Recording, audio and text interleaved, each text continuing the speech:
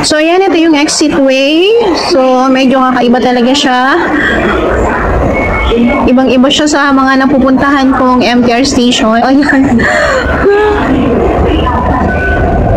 So, medyo kakaiba naman siya. Ayan, puro rehas siya and bato sa paligid. So, kakaiba talaga siya. So, kailangan ko pumunta sa exit B.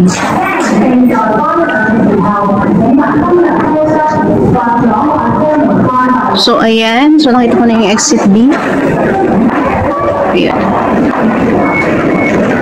So, diretso lang tayo dito. So, may araw naman siya.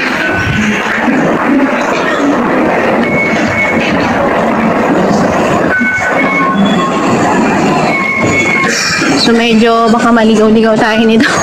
Kasi first time ko talagang makarating dito. And, ayan. So, ayan, nakita ko na yung B. So, this is the exit B. Ayan. So, ayan, nag-exit na po tayo. So, first time ko. So, hindi ko alam kung magkano yung pamasahe ko. Try natin. So, ayan, 6.5 lang naman pala yung pamasahe. Ayan. So, hintayin ko na lang dito yung ma'am ko. So, first time ko talaga makarating dito. Ayan. So, ito yung labas ng, ayan, University Station.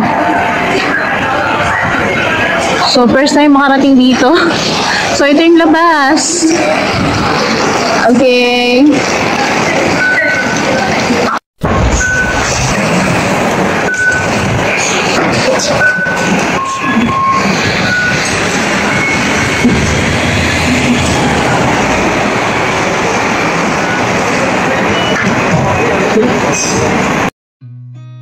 I've seen a lot of change, been through a lot of pain.